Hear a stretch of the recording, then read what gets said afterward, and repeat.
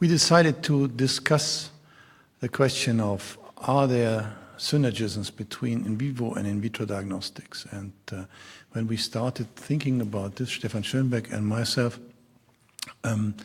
we were very excited, but it took a long time. And the interesting thing today is, I think for all of us, or at least for the ones that have been in the previous meeting of the EFLM Executive Board, we had a first meeting with the European Society of Radiology. So I also want to take the opportunity for a warm welcome to Professor Bernd Hamm, who is the past president of the European Society of Radiology, and Mr. Peter Bayer, who is the CEO of the ESR, who's he was creating enormous congresses and very impressive things, and Monika Hirat, who is somebody who's really helping radiology to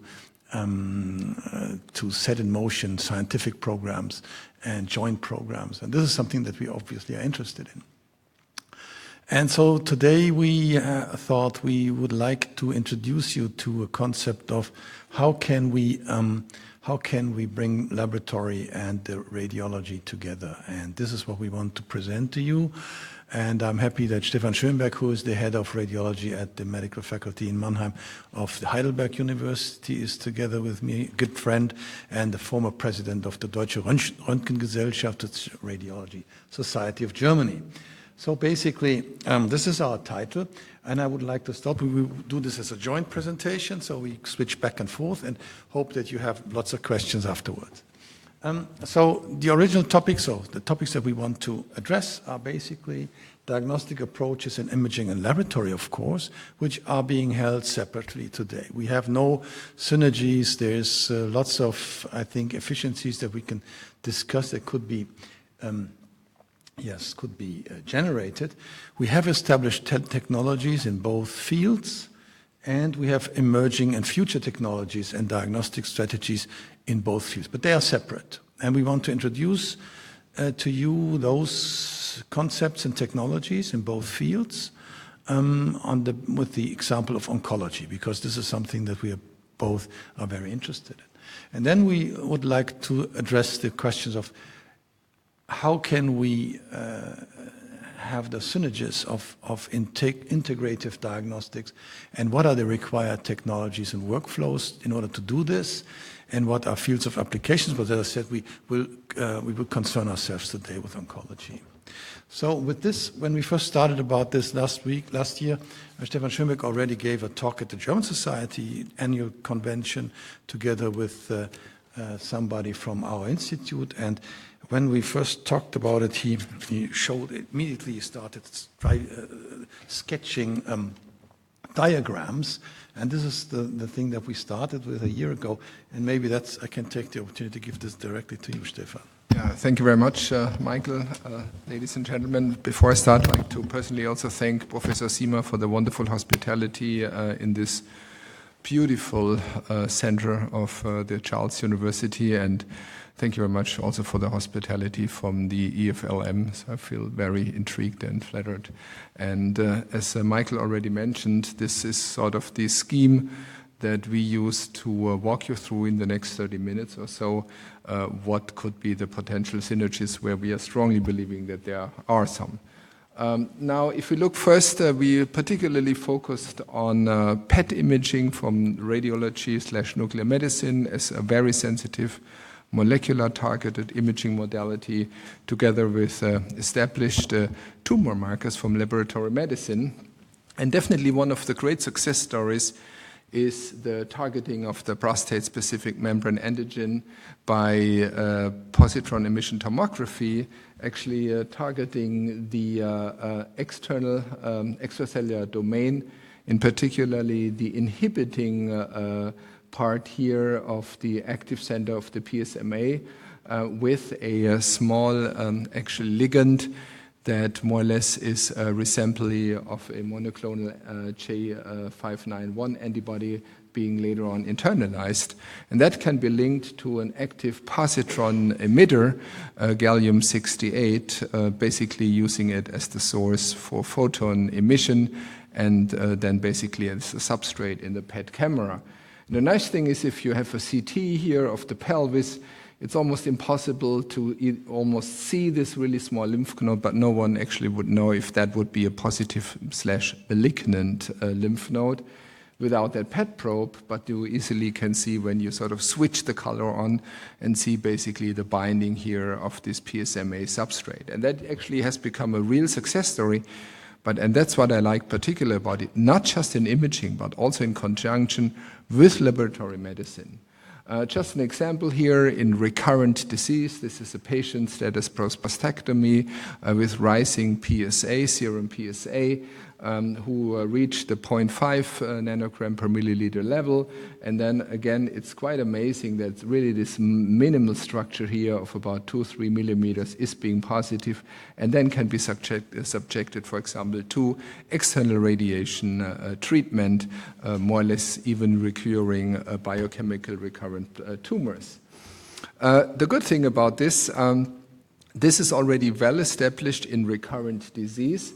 This is from a current meta-analysis from the urology literature showing that on a lymph node basis, it's extremely accurate for detecting a recurrence, and even on a patient basis, it's quite accurate. However, in this meta-analysis, the mean and median PSA levels at the pre-PSMA PET still ranged about in this range, and there's new meta-analysis or even more sensitive I'll show you in a second.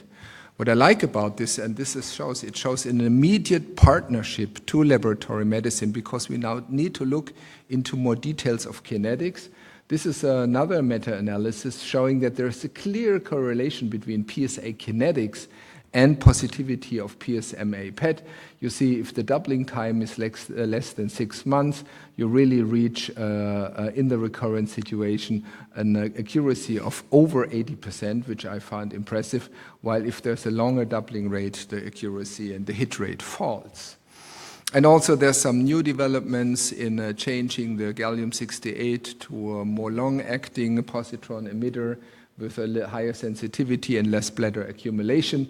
And now you see to start really a good hit rate, even at the PSA levels of around 0.5 or even below. There's, of course, remaining challenges, and this is something definitely triggering further research, is the issue that metastatic spread in lymph nodes is very asymmetric and actually long-lasting until the lymph node is basically overgrown and starts to expand. And this is why basically less than 50% of the lymph node metastasis in prostate cancer measure only 5 millimeters or even less than this. So basically you have a sort of longitudinal error rate until there's enough metastasis spread in the lymph node. And this shows you that despite the excellent situation we do have in the biochemical recurrence secondary imaging, we have less accuracy in the primary staging. This is from a very recent high-ranked publication in European Urology on the accuracy of PSMA PET, showing the secondary staging. And while this is hard to read, I can say that even in the range level from 0.2 to 0.49 nanogram per milliliters of PSA, you already see that there is a mean accuracy hit rate of 50 to 60% of positivity, which I find quite enormous. But this in the primary staging situation dramatically falls. Unfortunately, some publications a little over favorable reach 80%, but most of the publications only reach 25%. And that's why urologists in the primary staging situation still don't use it in such a way. And definitely there would be room for the future combining it maybe with more refined molecular marker from laboratory medicine. And you can also see this here in the meta-analysis that basically the performance for primary lymph node staging is much lower than in the secondary situation. Nevertheless, this is a success story, I think, and it's also a new success story for us from the imaging domain to learn to more comprehensively understand laboratory tests and to integratively assess them, because it's totally impossible to image everyone. We need to make wise decisions to really hit those patients positive that do have a clear biochemical recurrence. And this is where I'd like to hand over to Michael again. Okay, thanks, Stefan. Yeah, so if we think about it, what you just said, it was basically that even with tumor markers that we know, if we combine them with the appropriate imaging techniques and the right questions and indications, we can still make more use of those laboratory results than what we could be doing up to now. Oops, sorry, this one. If we look at the laboratory, what the laboratory has been able to do in oncology up to now, it's basically systemic disease, monitoring systemic disease and follow-up by using tumor-associated serum tumor markers, and we are also doing paraneoplastic phenomena. So it's the tumor-associated anemia, clotting, deviations, and so on and so on. Nothing is very specific, but recent papers now show that even if you combine those everyday laboratory parameters in a certain way for pattern generation, you can still come up with additional diagnostic information that we have not so far used. But this is not our issue today. So today we basically look at this. I just want to give you just the typical definition of tumor-associated antigen from the National Cancer Institute. It says tumor markers are substances. This is quite broad. So we have proteins, we have carbohydrates, we have certain lipids that can act as tumor markers, of course. But the problem is that they're also positive in non-cancerous conditions, and the only difference is that they are higher in concentration and progressive in concentration development during the disease, course of the disease. So it's not really very precise and effective. And you, of course, know all these. There are numerous of those markers. They're not tissue-specific. I don't want to go into detail because this is really, except for if we integrate it maybe with other diagnostic modalities, from the laboratory standpoint, it's basically old technology. And it also doesn't work.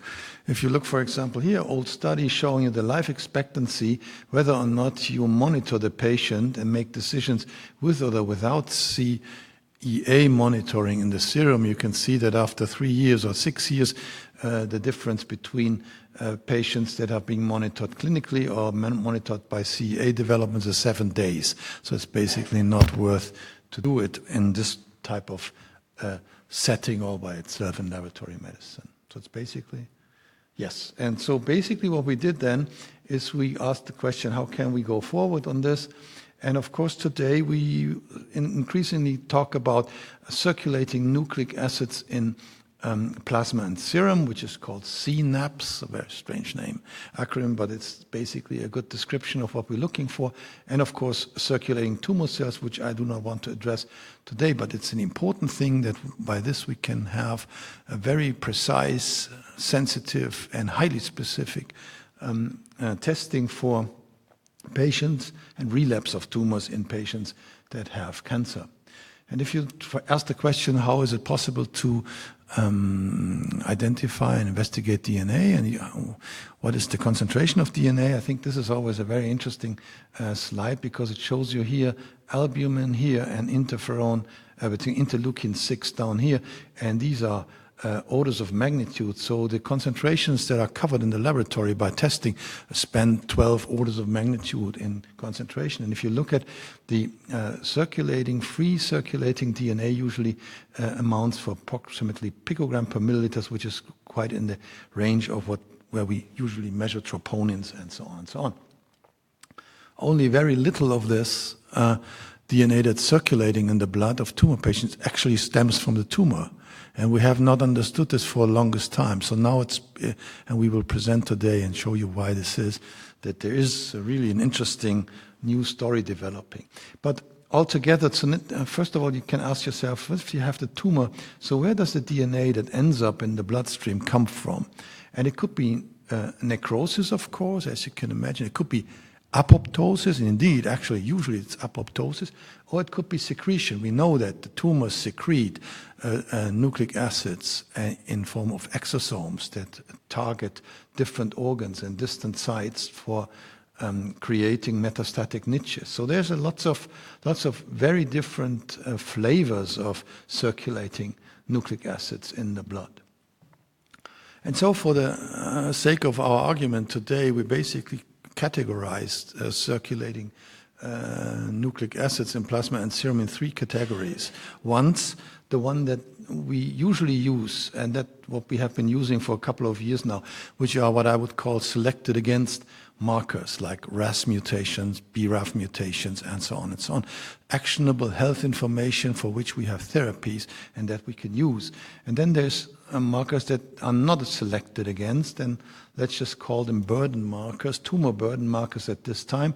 This could be markers like early mutations that occur very early, and I'll show you an example later, very early mutations in the tumor that we can find in the blood for a long time, for the entire history of the tumor.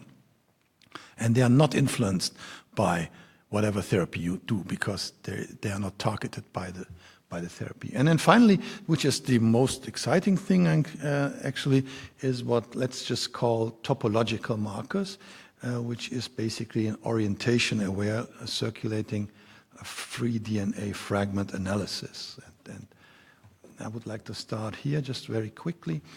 We know that if you analyze tumor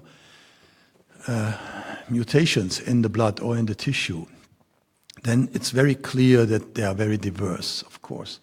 And here you can see just a number of pathways. These are 10 pathways, and you can see how diverse the mutational spectrum is in these pathways for various type of cancers, which are just put down here in different colors, gynecological cancers and breast cancer, and so on and so on.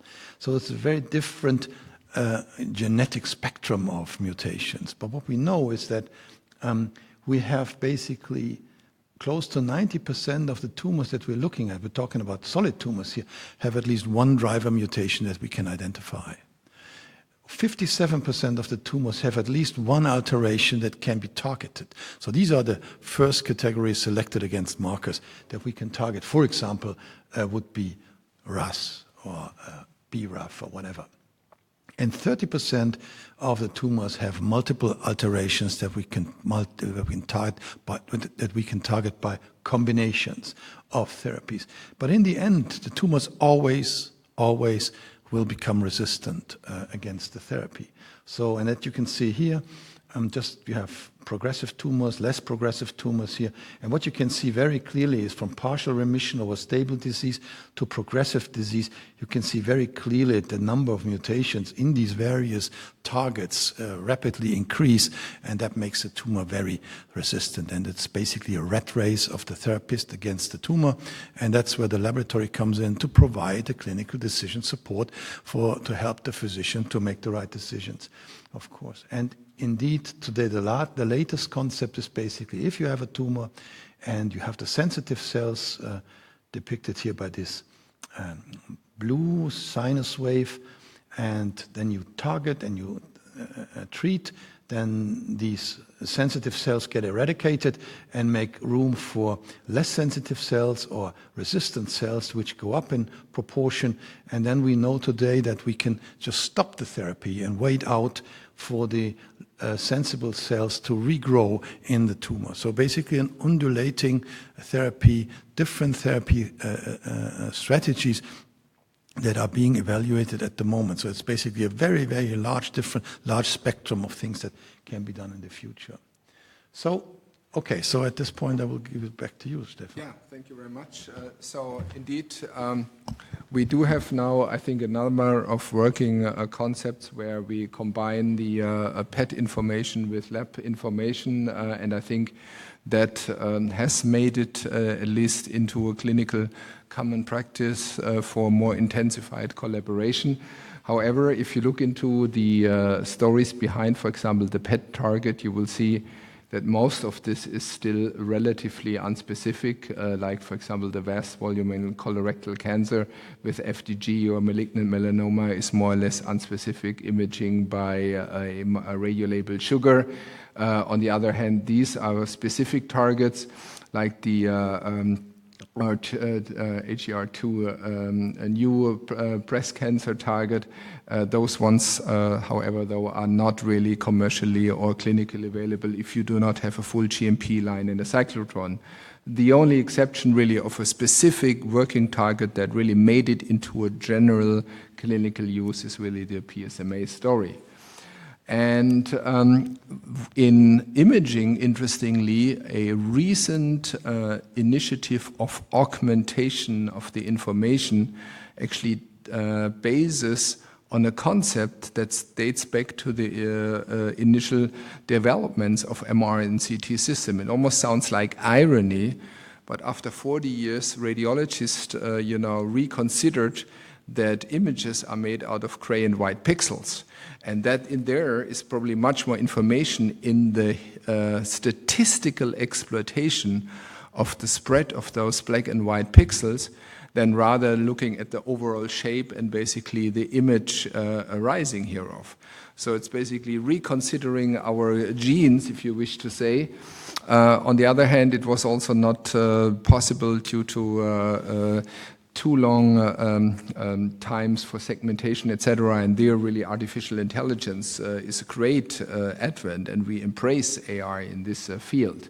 So what you nowadays can do is basically you acquire data, you do automated segmentation, you derive histogram or statistical spread of gray and white distribution, and you can actually derive a plethora of new quantitative data from that and basically put it into equation with, for example, the molecular genic markers enhanced by artificial intelligence. And this new field is now covered under the umbrella of radiomics, although basically it's a heterogeneous field.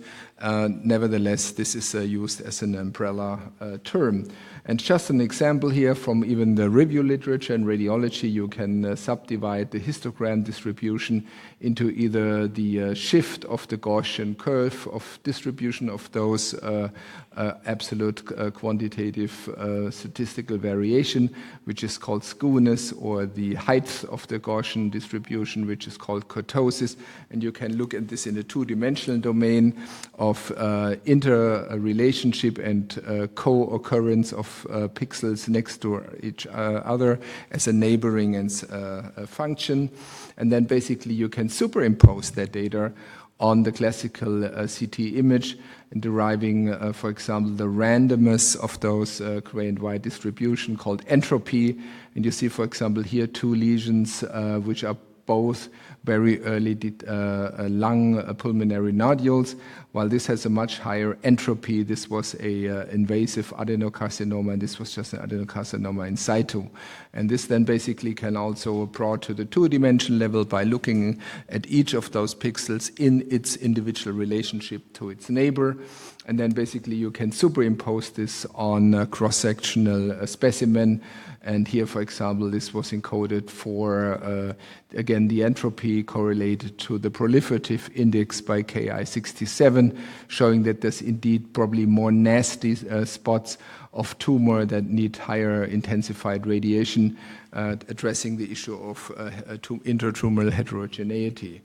There were originally, I have to say, really in the Netherlands, the first multicenter trial on this, showing if you look at at the performance of certain statistical parameters and their median, there's clear difference in the outcome of patients. So it seems to really help.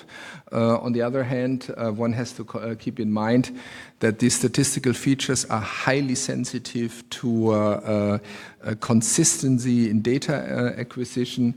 The public report and quality control of the feature extraction. You need to always have a test set, a validation set, and a clinically exploratory set. That means you really have to have well-curated data to train your model.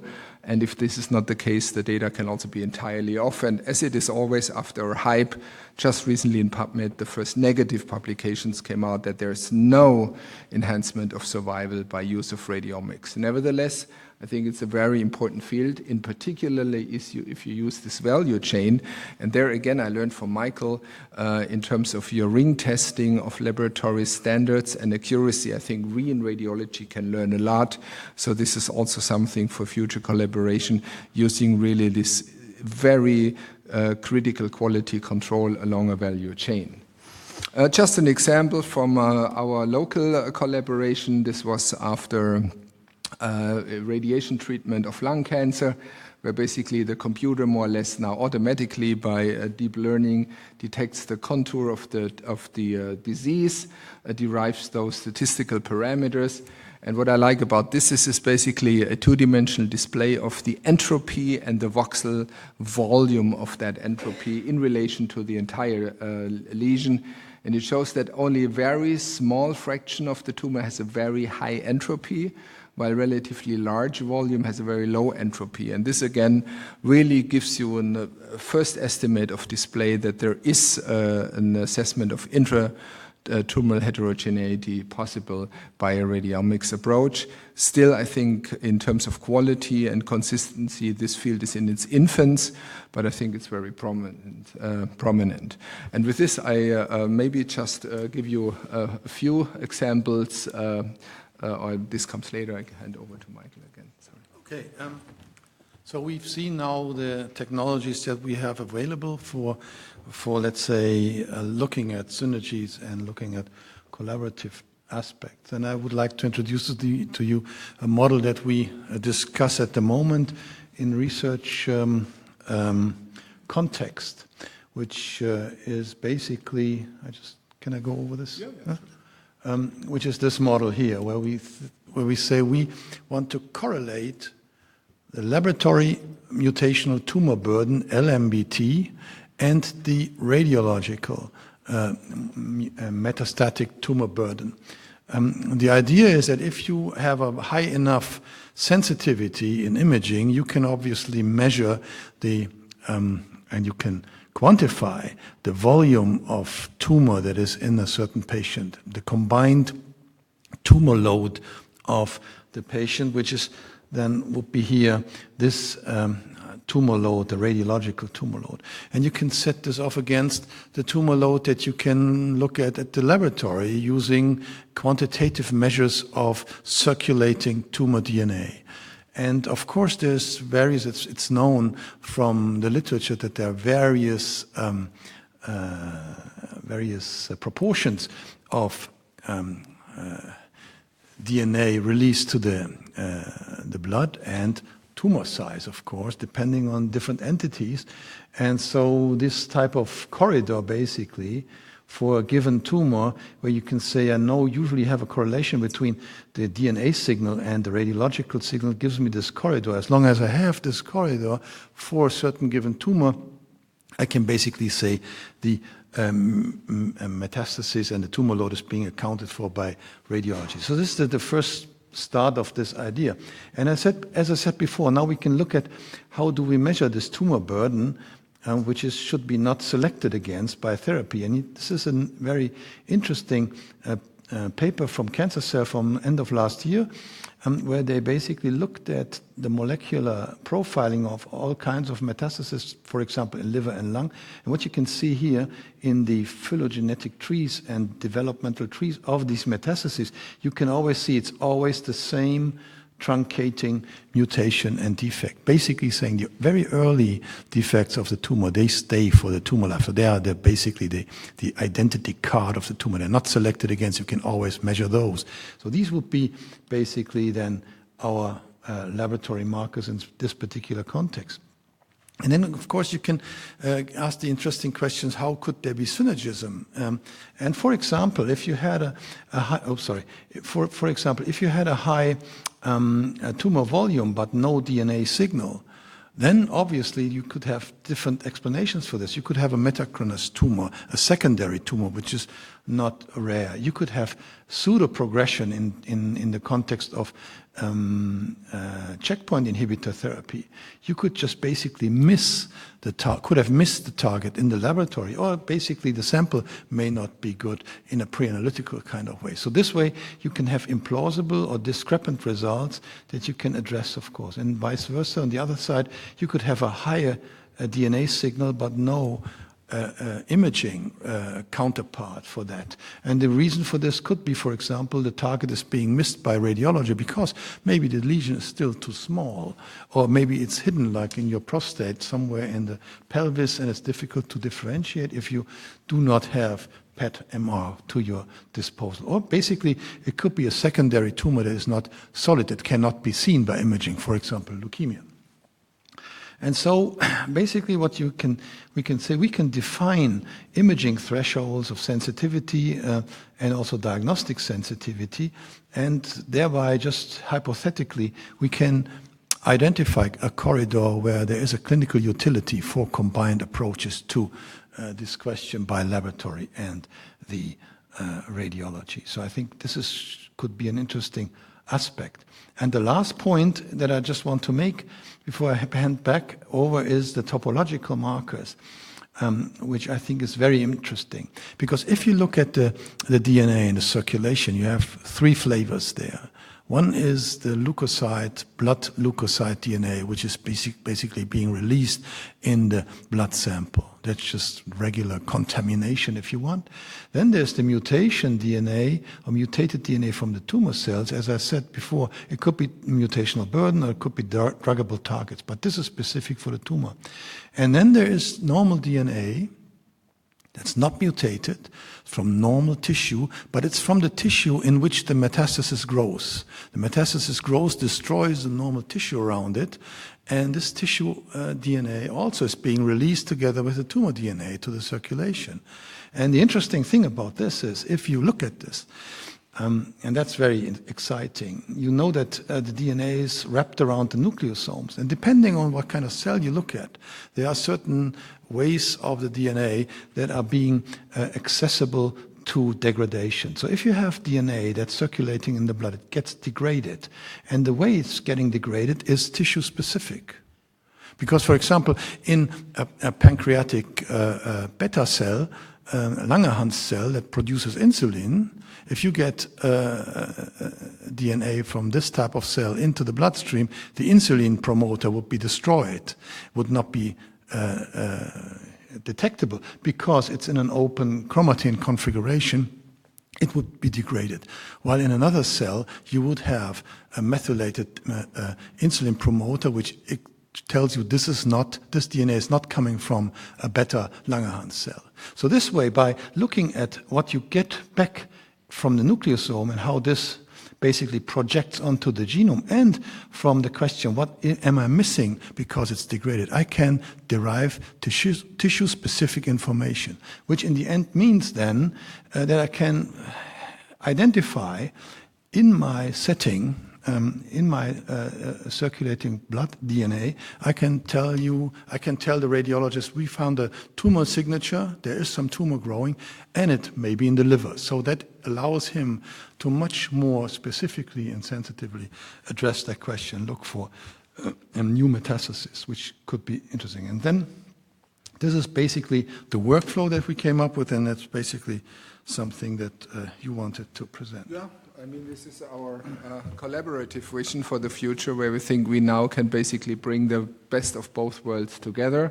We look at the fact that in imaging, as in many times, particularly, for example, in recurrent colorectal cancer, you have the issue that you start with standard imaging and you wait until the patient finally shows progression by visual metastasis display, which we don't think is the right patient-centered, as we heard earlier, approach for the future. So what we think, we will basically do this in very close monitoring together, co-jointly with a laboratory mutational total burden. And then basically when that seems to rise and hit a certain threshold, we throw in the best of the imaging we have, which at the state currently is the positron emission tomography, magnetic resonance imaging. And then going from there, and at that point, definitely we should have, in a very individualized setup, the display of those two metastases. If we follow them up, for example, after treatment or simple in the natural course, there's 3 scenarios that can happen. For the first thing is one gets bigger despite the treatment, so there's this heterogenic response, as we all know, due to, for example, certain mutations. And then basically that needs to be biopsied to really look at the full stop genes or mutational gene burden that actually causes that resistance. The second thing would be similar, basically extra hepatic spread. So that needs to be again biopsied and looked also into the mutational analysis. The third scenario is a little bit more exciting, that basically the metastases stay the same. So they either could be the fact that they are in a sort of, I would say, silent stage, and then basically that requires very much intensified follow-up by laboratory medicine, or that there is intratumoral heterogeneity change, which, for example, can be accessed by radiomics, as shown earlier. And then again, this would be subject to biopsy to further basically work this up. And I think this is very important, because we in interventional radiology cannot biopsy every lesion. But at the same time, as we have seen in the Caravagna work, is we definitely need to get a better intralesional and also interlesional understanding of the mutational burden. And the only way to basically bring those two worlds together is by a very rigid and very stringent combined approach of laboratory medicine and radiology, at least in our opinion. And so this is something I think this is Michael's vision, and that's why I think maybe this is not was set up earlier, but this is Okay, so basically, as a summary, we would say the established tumor markers and PET imaging, they have clear roles in their respective well-defined disciplines. That's very clear. So this is separate.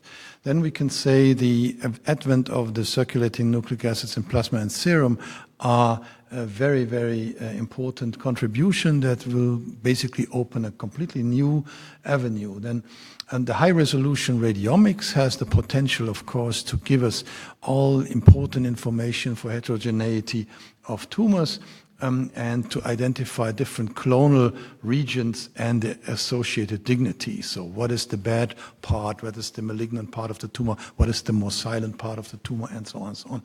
And as I said, the CNAPS come in these 3 flavors, major flavors, so to speak. And the important thing is that we actually can derive topological information from the blood, which is a very interesting new aspect. So if you then look at this and you look at the synergisms that result from these aspects, you can see that synergisms will be comprising earlier alerting of imaging for tumor search based on CNAPS. So you alert the radiologist, or you have an image-driven biopsy for downstream mutational analysis then in due course, and you can combine topology data from laboratory and imaging of very early metastatic lesion detection. And the second thing is basically the integration of all these data then allow the laboratory and the imaging support clinical decision-making and improve treatment and earlier detection of this type of diseases. And this is something that we now start to address in a joint research project that we are currently trying to write up in order to get these types of concepts basically into more structured studies and more to get more broader applications for this. Thank you for your attention.